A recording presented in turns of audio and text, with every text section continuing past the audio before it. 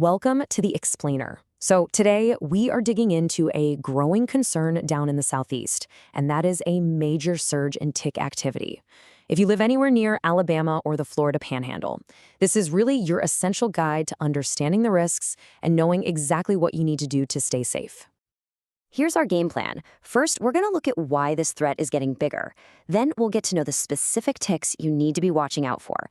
And from there, it's all about practical, actionable steps. What's your first line of defense? How do you handle a bite if it happens? And crucially, when do you need to see a doctor? So why are we talking about this now, in 2025? Well, if you feel like you're hearing more about ticks lately, it's not just you. The threat is genuinely on the rise, and we're going to talk about why. You can pretty much thank the weather for this one. All the rain and high humidity we've been seeing have created, well, a perfect storm for ticks. It's the ideal breeding ground, which means there are simply way more of them out there this year. And of course, a bigger population means a bigger risk for all of us. Okay, so more ticks. What's the big deal? Well, the big deal is the serious diseases they can carry. You've probably heard of the big ones, like Rocky Mountain spotted fever and Lyme disease. But there's another one that's becoming more common that you absolutely need to have on your radar. And this brings us to one of the weirdest ones out there, alpha-gal syndrome. Get this. A single bite from a lone star tick can trigger a new and serious allergy to red meat. We're talking hamburgers, steaks, the whole thing. It is a life-changing allergy, and it can all start from one tiny little bite. All right, so now that we know the risks, let's actually meet the culprits. Because if you want to protect yourself, you first have to know your enemy.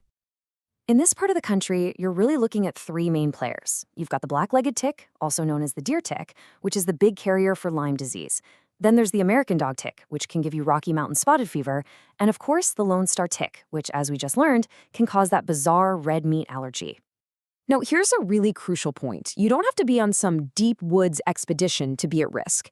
We're talking about your own backyard, a neighborhood park. Really, any area with tall grass can be a perfect home for ticks. And this isn't just a summer thing anymore either. We're seeing reports of ticks year-round now. And we can even zoom in and see how this risk isn't spread out evenly. In Alabama, for instance, counties like Jefferson, Shelby, and Tuscaloosa have higher rates of Lyme disease. And it's probably no surprise that activities like deer hunting, which put people right in the middle of tick territory, are a leading reason for that. All right, enough about the problem. Let's get to the solutions. This next section is all about being proactive, because there are some simple but really powerful things you can do to build a solid first line of defense for you and your family. And believe it or not, your best defense might already be in your kitchen or your garden. It all starts with scent. See, ticks have a really strong sense of smell, and we can use that against them. A lot of natural scents that we find pleasant are actually totally repulsive to ticks. And just look at this list. You've got tons of options. There's citrus scents like lemon and orange, herbal ones like peppermint and thyme. Even things like cedar and eucalyptus work great. You probably have a few of these in your house right now. And making your own repellent is so easy. You can just put a few drops of an essential oil into some water in a spray bottle, or if you've got something like lemon peels, just boil them in water, let it cool down, strain it, and boom, you've got a powerful, all-natural spray ready to go. So beyond spraying yourself, you can also tick-proof your yard. Ticks absolutely love moisture, shade, and places to hide.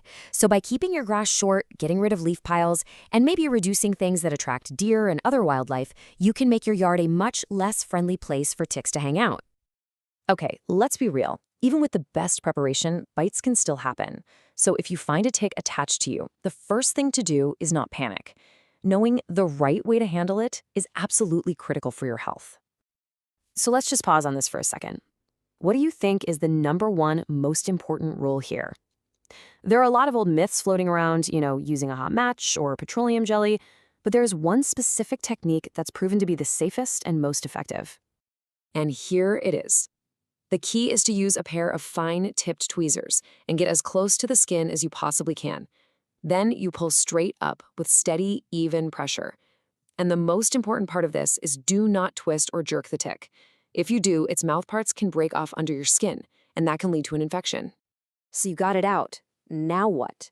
You got to get rid of it, and do it the right way. Don't just crush it between your fingers. The fastest and most effective method is to just drop it into a little container of rubbing alcohol. That'll kill it immediately. All right, the tick is gone, but you're not totally out of the woods yet. For the next few weeks, you're on watch duty. You need to pay really close attention to how you feel. Be on the lookout for anything like a fever, a rash, headaches, or just general flu-like symptoms. Catching these things early is so important.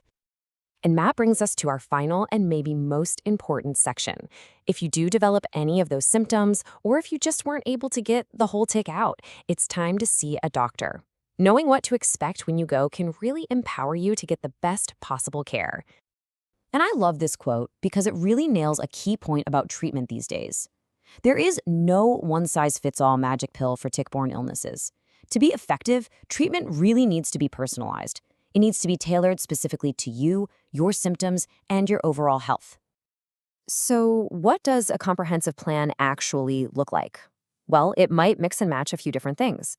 It could include antibiotics, of course, but maybe also things like herbal support, IV infusions to boost your system, and a big focus on gut health, which is so central to our immune response.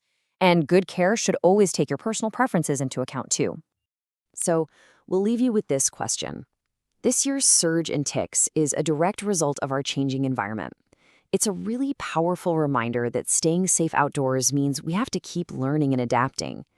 The habits you build today, checking for ticks, managing your yard, knowing what to do if you get a bite, these are the skills that will keep you protected for years to come.